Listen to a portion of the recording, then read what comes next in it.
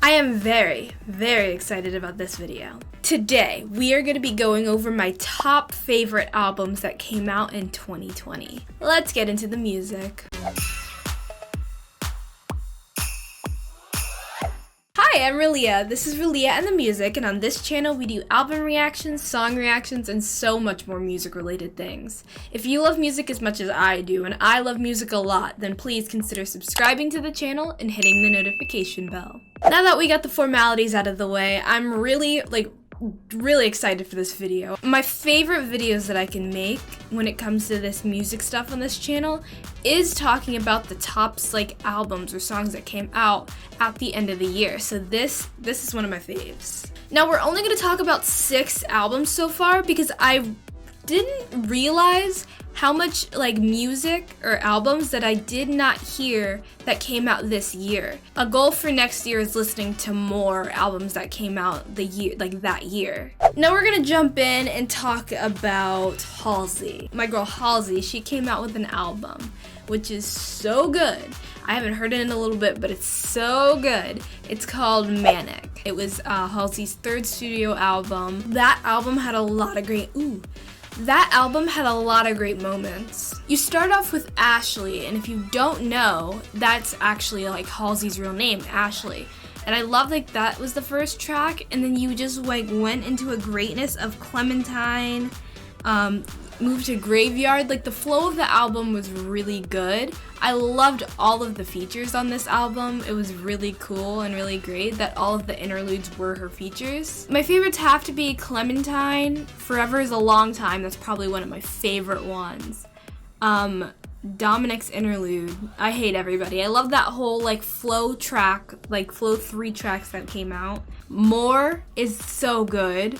I just this whole album flowed really nice together and I really enjoyed it.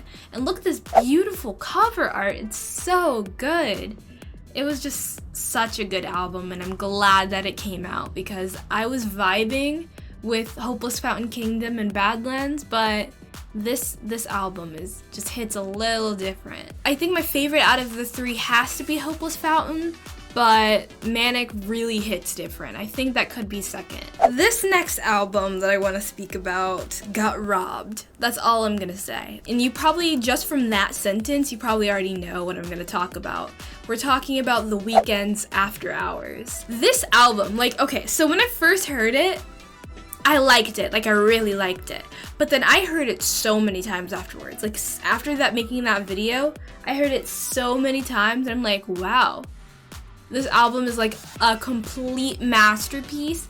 Everything that went, but the flow of the album, the sound, everything about it just was perfect. And I'm like, wow. After Hours really hit. After Hours was that album. That was that album. On this list of albums that I have, it's not in any particular order, but I think After Hours has to be 1 or 2. 1 or 2 After Hours is up there. But I'm not ranking these albums. It's just mostly talking about the ones that really stood out this year that I listened to. My favorites on here though is Too Late, Scared to Live, Escape from LA. You gotta give credit where credit's due to Blinding Lights. Even though it's been everywhere, it's still a song that I can vibe to. Boom, boom, In Your Eyes is a vibe as well. And then the last few, Save Your Tears, Repeat After Me interlude, ooh, that was a good one. After Hours, Until I Bleed Out, all of it. Literally this whole album didn't have a bad song. It's one of the best ones that came out this year. It's great. I never had a favorite artist. I've always been oh yeah, I like these artists for different reasons, but I've never solidified one specific artist ever. Until now. JoJo's Good to Know. I feel a lot of people, and when I mean a lot of people, I mean a lot of people slept on this album. This album was not talked about as much rather than the other ones. This album was very much slept on. Very much slept on. And I'm here to tell you, hey, if you haven't listened to Good to Know, listen to Good to Know, because JoJo put out bangers in this one. JoJo, or Good to Know, This is a vibe album. Like, you will vibe through the whole album. You'll just like be like this. You'll be like vibing through it the whole time. Every lyric, every note, it hits. That girl can sing. I'm not saying that that's my favorite album out of her like thing. I know my favorite album like from it. But for 2020's sake, Good to Know was that girl. Good to Know was that girl. But So Bad really just like set you in. I'm like, ooh, what is going on? Scandalous. And then, ooh, it flowed so well.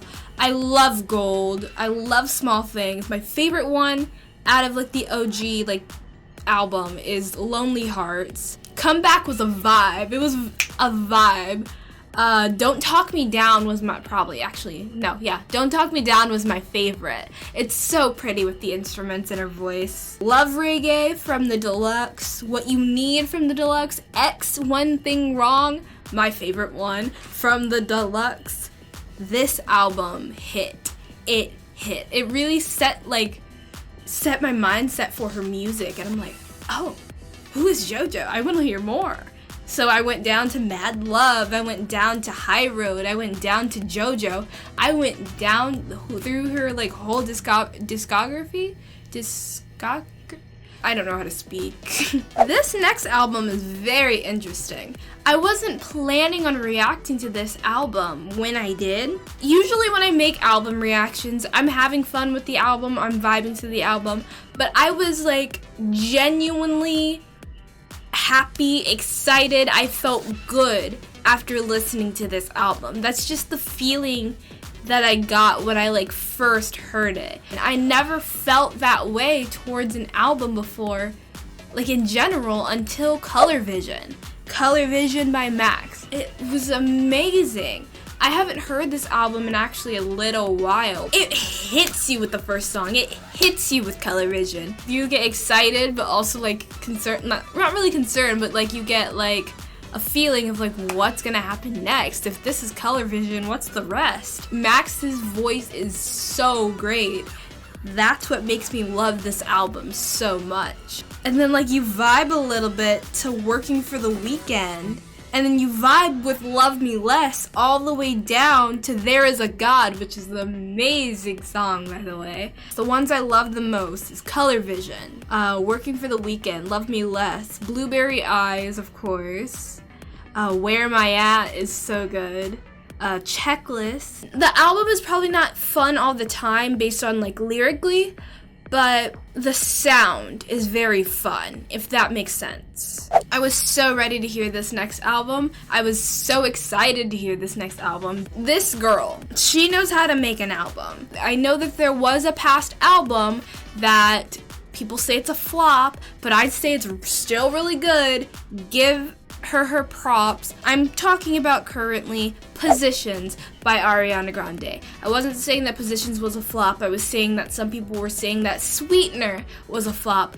Give Sweetener her credit because Sweetener is such a good album. But this is not about Sweetener. We're talking about my girl Positions. There was a phase where I listened to this every day, multiple times a day. So it wasn't just like, oh, I'll listen to this one time a day, I'll listen to it tomorrow, listen to it. No. I was listening to it. I was like, ooh, POV? Okay, back to Shut Up. Like, that was me. I was going back to this album on the daily. This album was probably in one of my favorite Ariana Grande albums to date. I really love Dangerous Woman. I really love Sweetener. I really love Thank You Next. Positions, it has to be top 3. Top 3, maybe top 2. All her albums has a vibe based on what she's going through at that time. This time she was just genuinely happy, and it made me happy for her. The vibe in this album was so genuine and so her sound that she wanted to do. And who doesn't love R&B Anna? Who doesn't love R&B Anna? Positions was it. It was probably, like I said, in my opinion, one of her best albums to date. My favorite songs on Position is 3435, Just Like Magic, Off the Table featuring The Weeknd, Safety Net, Nasty, My Hair, Westside Lovely. Everything on this album was really good. You can tell how she feels either by the sound, like the way she's singing, the way the production is, and just how genuine this album is as a whole. I really enjoyed this album. I'm glad that she made it, and I'm happy for her. For the next song, I'm actually pretty upset.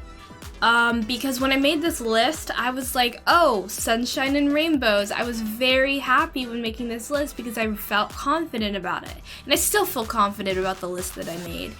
But after hearing these views, I don't know, it feels different now. I'm talking about the album Confetti by Little Mix. And what I mean by the news, if you haven't heard, Jessie Nelson, one of the members in the group, is leaving the group. And I don't know how I feel about that. I don't know how I feel. Like, I'm genuinely, like, happy for her because, like, if she wants to leave and that's, like, the best decision that she thinks it's best for her, then I'm happy for her. Go for it. If you need to leave the group, you need to leave the group.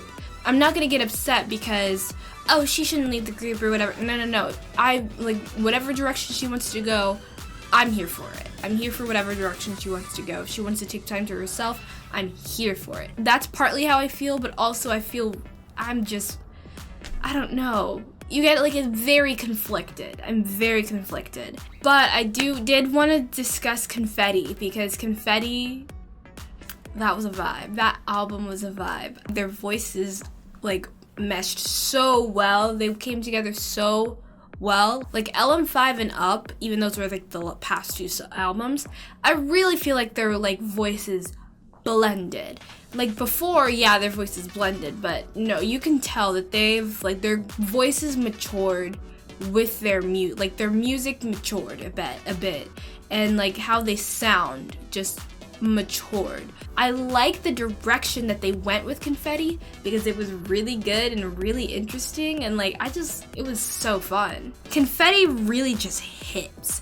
It hits in a different way, and I'm glad that it does. Some songs I loved the most were Sweet Melody.